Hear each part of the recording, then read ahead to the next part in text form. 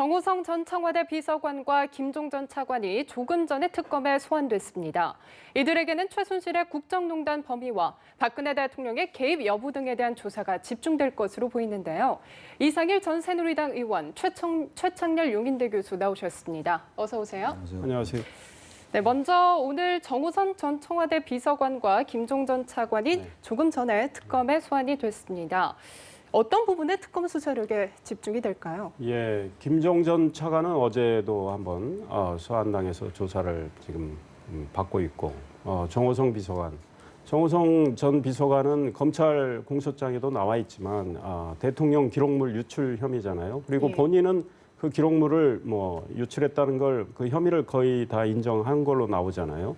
그런데 사실 청와대는 헌법재판소에 낸 답변서를 통해서 그 기록물이 대통령 기록물이고 비밀 유출이라는 걸 그 인정을 안 하는 것 같아요.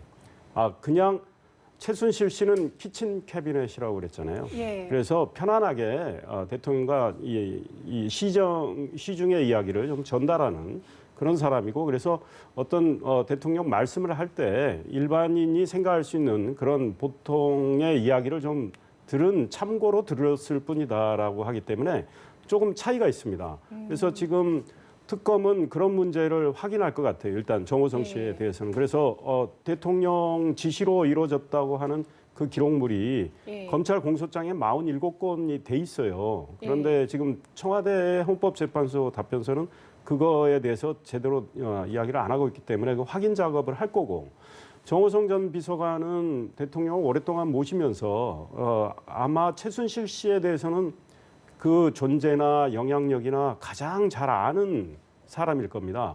그래서 이 정호성 비서관에 대해서는 본인과 관련된 혐의 외에도 최순실 씨가 국정에 어느 정도 관여를 했고 농단을 했는지 기존에 제기됐던 문제에 대해서 두루 짚어볼 가능성도 있겠다, 이런 생각이고, 최근에 보도에 따르면 대통령이 국정원 차장 인사와 관련해서 기조실장 인사까지도 명단을 정호성 비서관한테 불러주고 그 후보 명단을 최순실 씨한테 전달해서 최순실 씨가 낙점하게끔 하라는 그래서 컨펌을 받으라는 이야기를 한 걸로 알려졌는데, 이게 만약에 사실이라면 그건 심각한 국정 개입이고 농단이거든요. 이와 관련해서 검찰이 확인할 게 충분히 많겠다. 그리고 최순실 씨가 그 하남에 땅을 갖고 있었는데 그 땅이 국토교통부의 생활복합체육시설로 검토가 이루어졌고, 그것도 대통령이 장관한테 전화를 해서 검토가 됐다는 거 아니겠습니까? 그리고 최순실 씨는 17억의 시세 차익을 올렸고, 그와 관련해서도 정호성 비서관의 역할, 대통령의 개입 정도, 이런 거 등등을 확인하지 않을까 싶고요.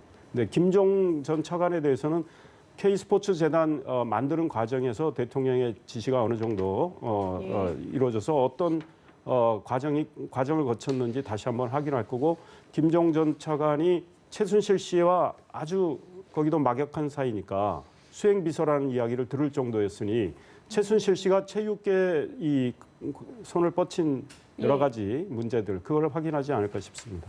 교수님은 어떻게 보세요? 지금 다들 설명을 하셨으니까 제가 새삼 더 설명을 드릴 건 없는 것 같은데, 지금 이 사안이 돌출된 게 그 태블릿 PC에 그 나온 그 여러 가지 문건들, 거기서부터 비롯됐거든요. 10월 24일이잖아요. 그 방송에 나온 게.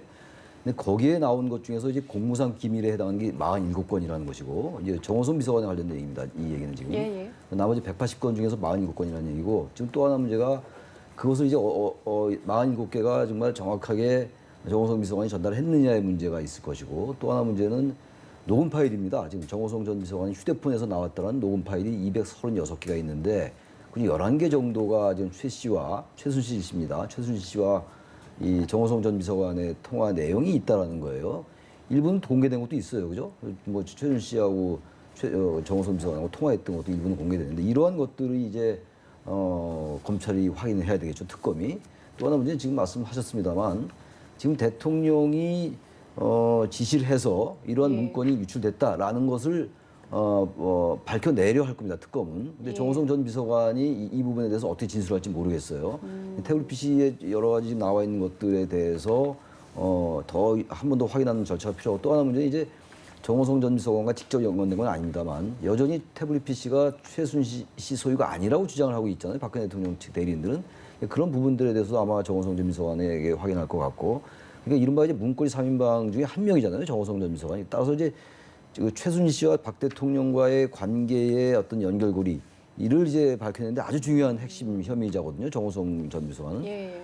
그런 점을 볼 것이고, 김종 전 차관도 마찬가지입니다. 김종 전 차관은 이른바 체육계의 대통령이라고 불리지 않았습니까? 그리고 최순실 씨의 여러 가지 그 국정농단의 중심에 체육계가 관련돼 있는 거잖아요. 지금 이 부분에서 가장 핵심적인 역할을 한 인사가 지금 김종 전 차관이에요.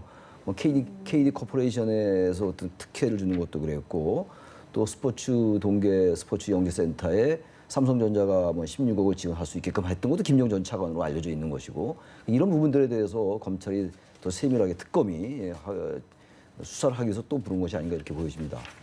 예, 정 전 비서관은 일단 자신의 혐의에 대해서는 대부분 인정을 했는데 네. 박근혜 대통령의 혐의에 대해서는 어떤 입장을 내놓을지도 궁금한데요. 사실 예. 추가적인 입장을 내놓는다면 굉장히 큰 파장을 일으킬 것 같거든요. 그렇죠. 그런데 정호성 전 비서관은 매우 뭐 충성심이 강한 비서관이고 또 대통령을 오랫동안 모셔서 과연 어느 정도 이야기를 할지는 모르겠습니다. 지금 본인이 인정한 거 외에 예. 지금 뭐 본인이 지금 피의 사실로 이렇게 공소장에도 나와 있지 않은 걸 인정할 가능성은 그다지 많지 않다고 보는데, 그거는 이제 특검의 수사 기법에 또 달려 있고 특검이 그동안 검찰 수사 기록을 검토하고 또 청문회를 보면서 이 관련 증인들의 여러 가지 증언들을 듣고 기타 보강 수사를 통해서 물을 거는 꽤 많다고 봐요. 예. 최 교수님 말씀하셨지만 지금 정호성 비서관은 대통령과 최순실 씨의 중요한 연결고리이기 때문에 최순실 씨가 국정 전반에 걸쳐서 지금 농단한 흔적들이 뭐 많이 나오고 있기 때문에 정호성 비서관이 그와 관련해서 상당히 알 수 있는 위치에 있기 때문에 본인의 혐의 말고 그 연결고리에서 어느 정도 그걸 인지하고 있었는가. 최순실 씨가 지금 자기 혐의를 부인하고 있기 때문에 최순실 씨를 이제 특검이 제대로 수사해야 하는 과제가 있거든요. 그와 관련해서 정호성 비서관을 열심히 조사하다 보면 최순실 씨를 압박할 수 있는 여러 가지 수사의 그 혐의점도 발견할 수가 있기 때문에 정호성 비서관에 대해서 상당한 수사가 이루어질 거고, 만약에 그런 것들이 확인이 된다면 지금 특검이 최종 목표로 하고 있는 거는 뭐 제가 보기에는 대통령에 대해서 뇌물 혐의를 적용할 수 있을지의 문제잖아요. 그것도 지금 최순실 씨와 대통령과의 이 재산 관계까지 보고 있는 거 아닙니까? 만약에 한 지갑을 쓰는 거로 확인이 된다면 제3자 뇌물 혐의가 아니고 직접 뇌물 혐의까지 적용할 수 있는 사안이기 때문에 정호성 비서관의 상대로 해서는 이런 문제까지도 염두에 두고 수사를 하지 않을까 이런 생각이 듭니다. 예, 뭐 태블릿 PC 녹음 파일이 굉장히 핵심 증거라고 할 수가 있겠는데요. 최근 특검의 행보를 보면 삼성과 국민연금 그리고 최순실과 김종, 정호성까지 그 주변을 가지치기보다는 사실 핵심에서 먼저 치고 나가는 모습이거든요. 결국에는 말씀하신 것처럼 대통령을 정조준하고 있다는 메시지로 볼 수 있을까요? 그러니까 지금 이제 뇌물죄와 제3자 뇌물죄의 성립 여부입니다. 지금 지난번에 검찰은 뇌물죄를 적시하지 못했잖아요. 예. 근데 지금 뭐 헌법재판소가 이 지금 탄핵 사유 13개를 5개로 유형별로 정리를 한 중에서 뇌물죄가 5개 안에 들어가 있어요. 그만큼 이제 헌재는 이 뇌물죄가 성립할 수 있다라는 그런 관점에서 보고 있는 것 같아요, 지금. 뭐 이제 그런데 그것을 입증하기 위해서 지금 이 얘기 말씀하신 지금 삼성이나 롯데나 SK 이런 쪽의 최 씨 측이 얼마나 이 경영 현안들을 예. 해결해 주겠다고 얘기하면서 대가를 받은 게 아니냐를 이제 보고 있는 겁니다. 여기에 이제 박근혜 대통령이 얼마나 관여했는가, 박근혜 대통령이 중간에 다리를 놔줬는가, 이거를 이제 들여다보이는 거거든요. 그리고 또 하나 아까 말씀하신 그 삼성물산과 제일모직의 합병권, 예. 국민연금이 상당히 손해를 볼 줄을 알면서도 찬성을 했단 말이에요. 그리고 난 다음에 그게 지난해 7월 17일인데 7월 25일에 박근혜 대통령과 이재용 삼성전자 부회장이 독대를 합니다. 예. 그리고 난 다음에 또 삼성전자 사장이 독일을 건너가고 이런단 말이에요. 그리고 난 다음에 그 이제 정유라의 그 승마에 관련된 이러한 지원들이 대폭 이루어지거든요. 이러한 점들이 아마 이게 뇌물죄의 성립 여부를 판가름하는 기준들이 되는 겁니다. 그래서 지금 결국 중요한 건 어쨌든 대통령의 뇌물죄, 제3자 뇌물죄 그리고 거기에 관련된 기업들과 최 씨와의 연결고리 이 부분을 지금 특검이 들여다보고 있는 거라고 보여집니다. 대기업에 대한 수사는 어떻게 진행이 될까요? 대기업 총수들에 대한 수사가 진행은 한번 됐는데 주로 미르재단, K스포츠재단 그 출연과 관련한 거고 또 몇 개 대기업에 대해서는 네. SK나 롯데는 그 추가 출연과 관련한 건데 지금 특검은 그 검찰이 한 거를 넘어서야 된단 말이죠. 이 검찰 수사가 꽤 뭐 치밀하게 잘 됐다는 평을 받고 있지만 지금 검찰에서는 이걸 뇌물 혐의 적용을 못했단 말이죠. 그러니까 특검은 보다 성과를 내야 된다는 특검 나름의 압박감이 있는 것 같아요. 그래서 지금 대기업이 과연 어떤 대가성을 기대하고 그 재단에 출연을 했는가? 예. 이제 이 문제죠. 그와 관련해서는 아직까지는 뭐 지금 확인할 수 있는 사안은 아니지만 여러 가지 지금 정황들이 드러나고 있는 대기업들은 좀 있잖아요.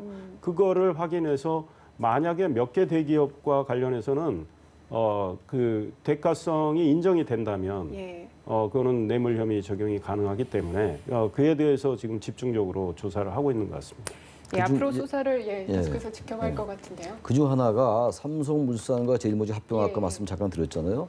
이재용 부회장의 승계 구도와 관련된 부분인 것 같아요. 그러니까 어쨌든 삼성물산과 제일모직이 합병돼야 이재용 부회장이 무리 없이 이제 승계권을 인정받을 수 있기 때문에 그래서 상당히 삼성이 공을 들인 게 아닌가라는 의혹이잖아요, 지금.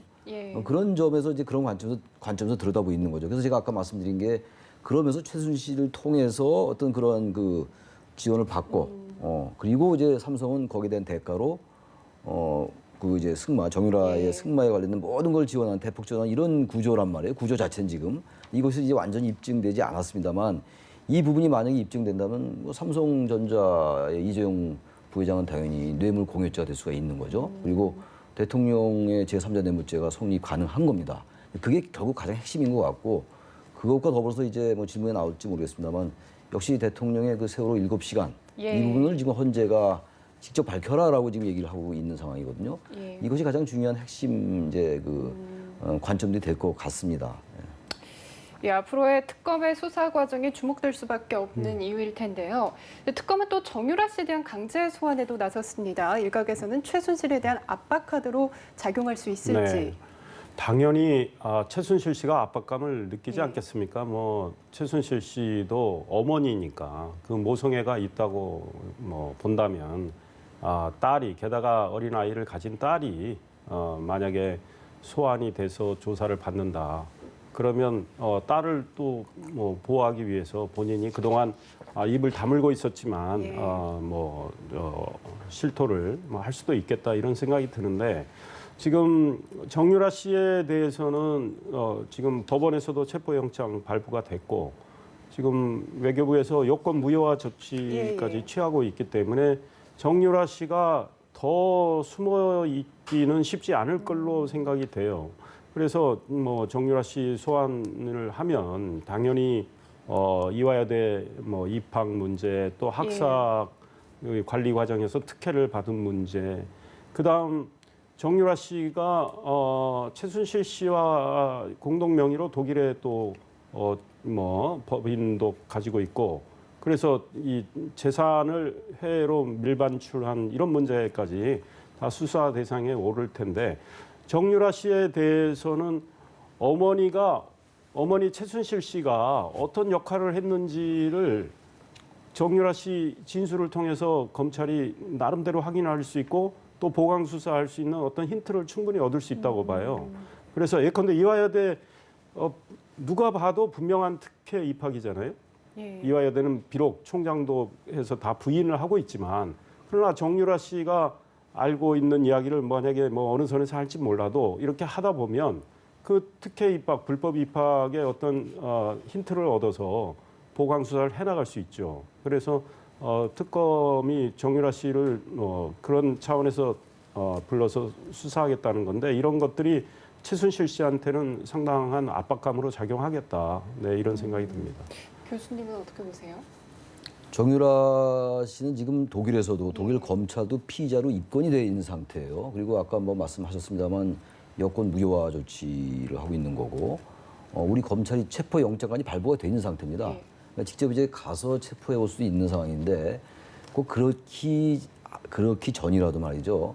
정유라 씨 입장에서 그리고 최순실 씨 변호인들이 지금 정유라 씨가 차라리 자진 귀국해가지고 이것을 밝히는 게 유리할 수 있다라는 판단도 할 수 있을 것 같습니다. 만약에 그렇게 된다면은 어떤 체포영장을 발부는 됐습니다만 그 영장을 사용하지 않더라도 자진 귀국할 가능성은 남아 있는 것 같아요. 지금 어떻게 될지 모르겠습니다만 지금 이 모든 것 중에 아주 핵심적인 부분들이 정유라에 관련된 게 많잖아요. 이화여대 뭐 그 입학 부정 입학은 물론이고 뭐 다시 입학도 취소되고 그랬습니다만 게다가 지금 그 승마에 관련된 여러 가지 지원들 아까 삼성전자 얘기도 했습니다만 이런 것도 전부 정유라 씨에 관련된 부분들이거든요. 그러니까 최순실 씨가 어쨌든 자신의 딸의 어떤 여러 가지 이 부정 입학 문제 그리고 어떤 그 체육 특기자 문제, 승마 문제 이런 것들과 다 관련돼 있는 것들이기 때문에 정유라 씨가 만약에 귀국해가지고 어떤 뭐 증언을 할지 모르겠어요. 그리고 지금 독일 검찰도 피의자로 입건이 된 상태니까 이렇게 된다면은 뭐 최순실 씨에게 압박이 되는 건 물론이고 상당 부분이 풀 수 있을 것 같긴 합니다. 일단 근데 귀국을 할지 자진 귀국을 할지 이 부분이 가장 중요한 뭐 초점으로 봐야 되겠죠. 예. 이런 가운데 최순실 씨가 단골인 김영재 의원에서 성형 시술비로 하루에 4천만 원을 결제한 사실이 드러났습니다. 최 씨의 숨겨진 재산 규모를 짐작해 볼 수 있는 대목이 아닐까 싶은데요. 예, 사실 4천만 원이라면 웬만한 대학 졸업자들이 그 연봉이 4천만 원쯤 하려면 한 7, 8년 다녀야 되는 거 아닌가요? 모르겠습니다, 요즘. 그런데 상상하기 어렵죠. 뭐 서민층, 중산층이 정말 병원에 가서 성형시술 하는 것도 상상하기 어려운데 가서 하루에 그것도 현금으로 4천만 원을 내고 시술을 받는다. 아, 저런 분이 세상에 있을까 싶기도 하고 정말 부유층도 저렇게 하기는 쉽지 않은데 4천만 원, 또 한 번은 1,800만 원, 또 2,100만 원 해서 뭐 7,900만 원을 자기 얼굴 손대는 데 썼다는데 참 우리 최순실 씨 그분이 재산이 지금 뭐 설이 분분하지 않습니까? 예. 뭐 몇 조 대다 또 몇 천억이다 그런데 그동안 전부 현금으로 쓰는 거로 나오잖아요. 예. 그거는 뭐 카드를 안 쓰는 건 본인의 신분을 감추려고 하기 위해서 그래서 뭐 병원에도 이름을 가명으로 최보정이라는 이름으로 쓰고 그랬기 때문에 그만큼 자기가 하는 행동이 그다지 떳떳하지 못하다. 그리고 우리 사회에서 그 받아들일 수 있는 그런 행동이 아니다라는 거 본인도 알기 때문에 그러지 않았을까 싶고 저분의 참 행동이 국민들의 좀 개탄을 공분을 살 수밖에 없는데 근데 그런 분이 대통령 바로 옆에서 우리가 여러 가지 확인할 수 있지만 대통령께 정말 많은 영향력을 국정 곳곳에 행사를 하고 있었는데 그분의 민낯은 바로 이런 병원에 가서 얼굴 손대는데 그렇게 돈을 쓰고 하는 민낯은 저런 걸 보니까 우리 국민들의 어떤 수치심이나 배신감이 더욱 커지지 않나 싶습니다. 지금 이제 최순실 씨의 그 지갑, 돈, 이 규모가 이제 이제 설이 많잖아요. 지금 1979년도에 박정희 대통령이 이제 사망된 다음에 전두환 당시 그 보안사령관이었죠. 합동수사부장이기도 했습니다만 박근혜 대통령에게 6억을 준 건 뭐 널리 알려져 있는 사실이잖아요. 그것은 이제 그 집무실에서 나온 돈이고 그리고 관저에도 상당한 돈이 있었다라고 이제 최근에 어떤 뭐 새누리당의 그 전 의원인 정돈 의원이 그 얘기를 했었어요.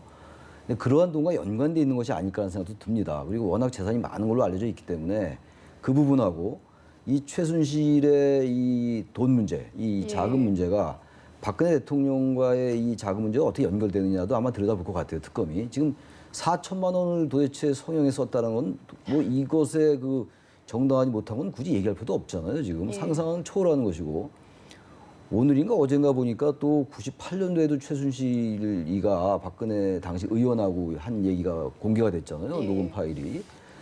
국민들은 정말 이 최순실이라는 사람이 어디까지 개입을 한 거냐 도대체가 단순하게 어떤 뭐 연설문이나 뭐 단순한 게 물론 아닙니다만 국가 기밀을 고치고 뭐 이런 것들뿐만이 아니라 돈 문제도 그렇고 박근혜 대통령이 의원 시절부터 모든 거에 관여했다는 게 드러나고 있는 거거든요.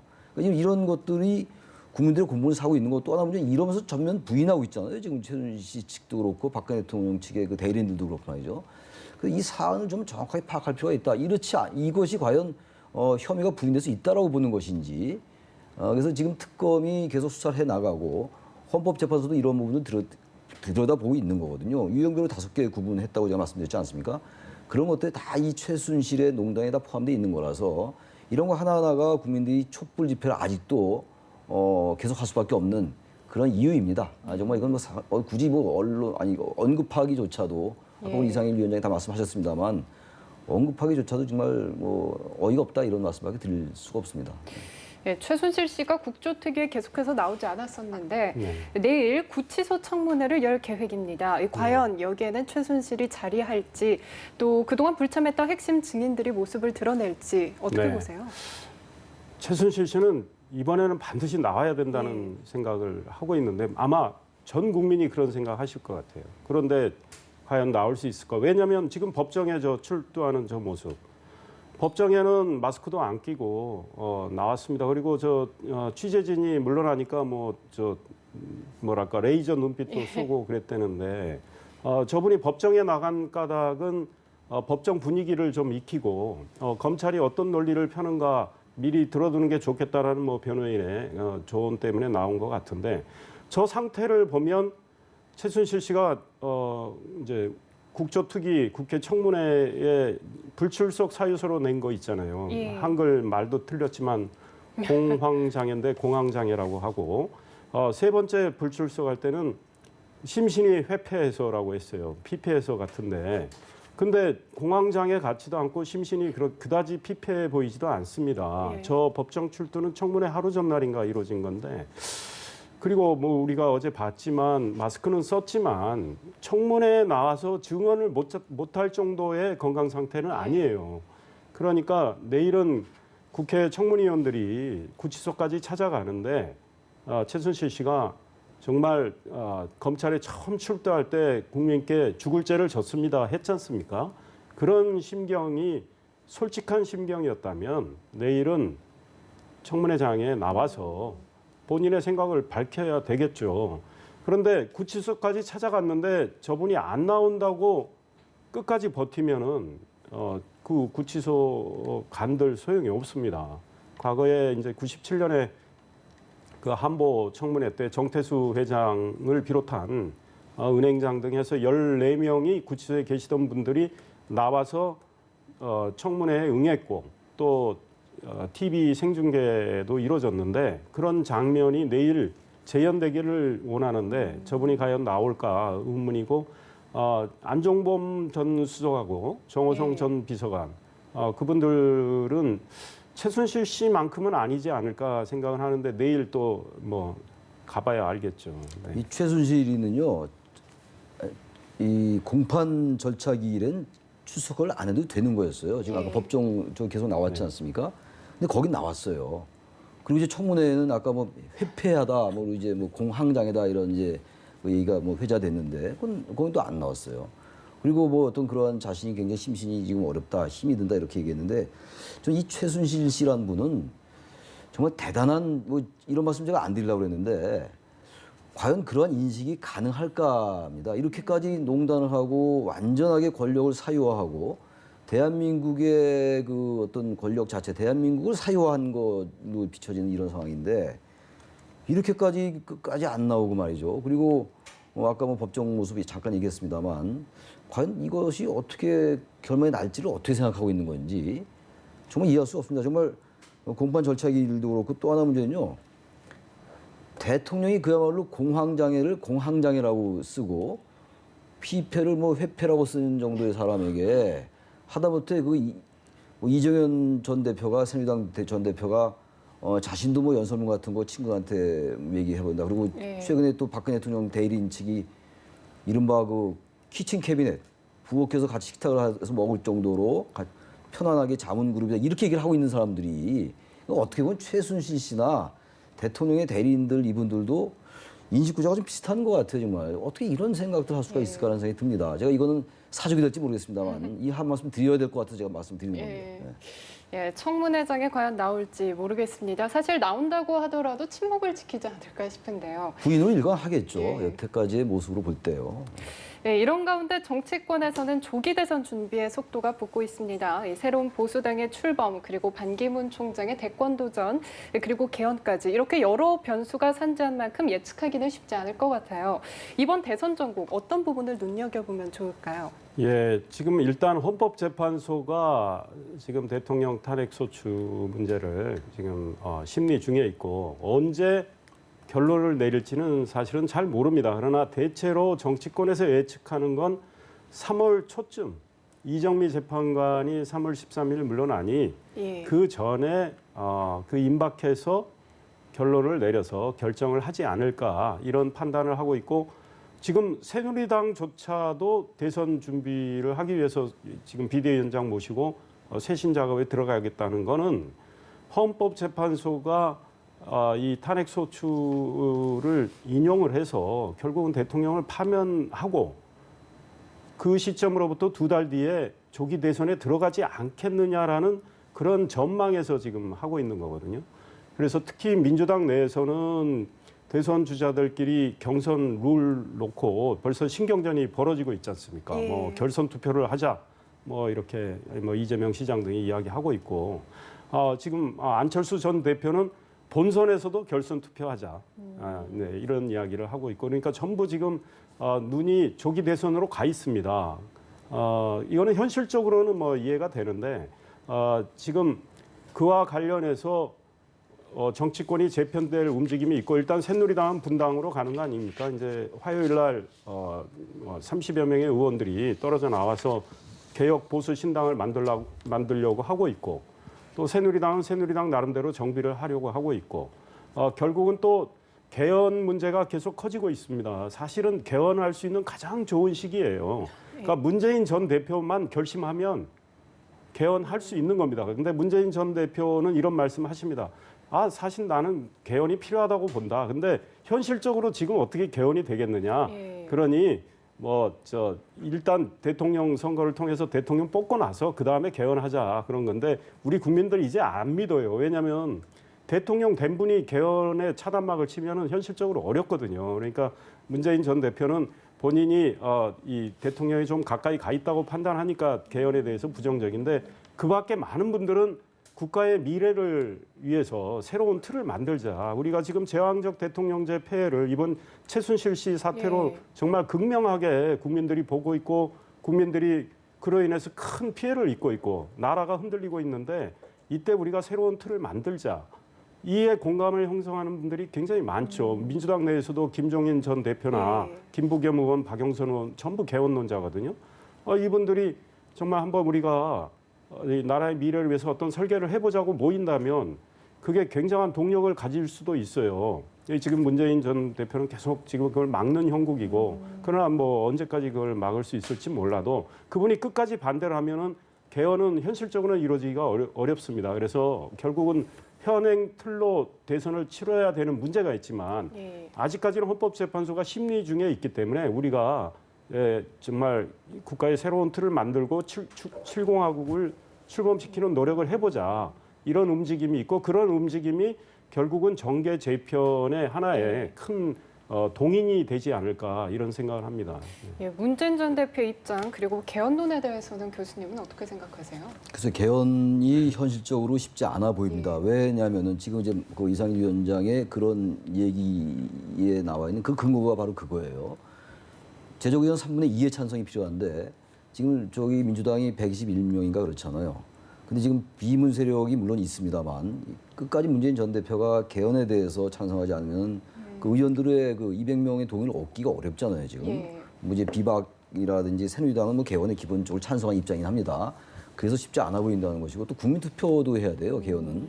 국회 제적의원 3분의 2의 찬성을 얻고 국민투표에 붙여야 되는 이런 문제도 있기 때문에 예. 물리적으로 쉽지는 않아 보이긴 합니다만 사실 문재인 전 대표가 결단하면 개헌은 가능하겠죠. 근데 역시 중요한 거는 현재는 이 지금 개헌이 될지 안 될지 모르겠습니다만 대선 전에 이 개헌을 고리로 해서 이 정계 개편 그리고 연대 이런 아주 복잡 다단한 어떤 이합 집산 합종 연행 이런 것과 관련돼 있기 때문에 개헌이 굉장히 중요한 거거든요. 따라서 개헌이 되고 안 되고의 문제와 별도로 지금 뭐 비박신당 이른바 지금 가칭 개혁보수신당이라고 얘기하는데 이 정당도 아직 창당은 안 됐습니다. 이 당도 개헌을 지금 주장하고 있는 것이고 친박도 마찬가지입니다. 지금 이렇게 된다면 지금 반기문 총장의 귀국이 임박하고 있는데 반기문 총장은 과연 이 개헌을 어떻게 활용할 것인지 제3지대에 있는 이 세력들은 개헌을 고려해서 어떠한 정치 세력과 연합할 것인지 연대할 것인지 선거 연대를 할 것인지 이런 아주 개헌이 원래는 당위성이 있는데도 불구하고 선거를 코앞에 두고 물론 이제 선거 언제 치를지 모르죠. 탄핵 심판이 인용이 결정이 나야 되는 것이니까 그리고 나서 60일 있다 치러지는 거잖아요. 그럼에도 불구하고 이런 개헌의 당위성에도 불구하고 불가피하게 대단히 선거공학적이고 정치공학적인 면으로 흐르고 있다 지금 개헌이.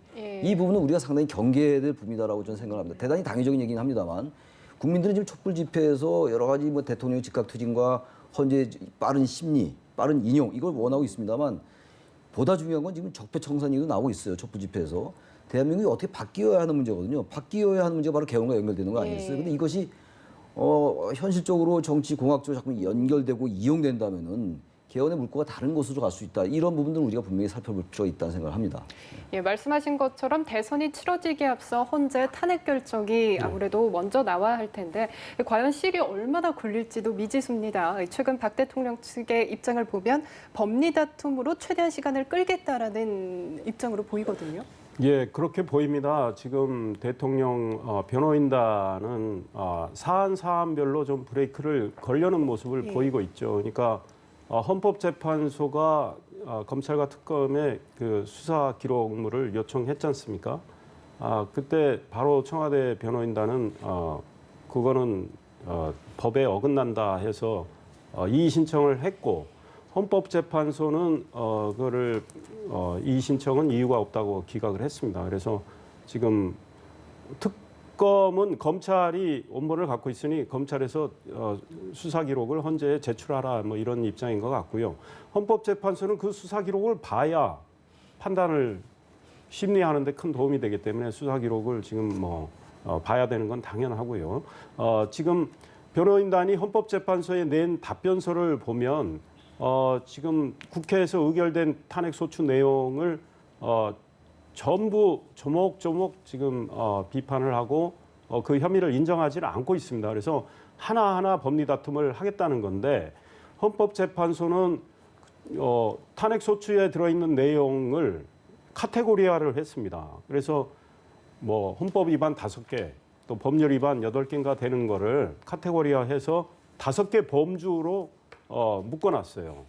그러니까 각종 소위 말해서 실정법 위반 혐의와 관련해서는 헌법재판소는 하나의 카테고리로 묶어놨습니다. 그래서 이 카테고리에 있는 여러 가지 혐의들, 예컨대 뭐 대통령은 지금 검찰 공소장에는 직권남용 혐의죠, 공모 혐의인데 지금 특검은 이 뇌물 혐의, 제3자 뇌물 혐의까지 적용하고 있지만 특검에 앞으로 수사가 중간중간 브리핑이 될 거예요. 그것도 헌법재판소가 참고할 거고. 그러니까 이런 걸 다 참고해서 실정법을 위반한 혐의 중에 큰 것들이 나온다면 그거 하나만 가지고도 이거는 파면의 사유가 된다고 판단할 수도 있겠다라는 생각이 들고 나머지 뭐 최 교수님 말씀하셨지만 지금 세월호 7시간 국민 생명권 보호 이거 헌법 위반 문제 이제 이런 것들을 이렇게 좀 포괄적으로 묶어서 판단을 하는 거는 가능한 한 심리를 빨리 진행하겠다 이런 뜻으로 해석이 됩니다. 예, 앞으로의 특검 수사 진행 과정과 결과를 지켜봐야 할 것 같습니다. 오늘 말씀 감사드립니다. 감사합니다.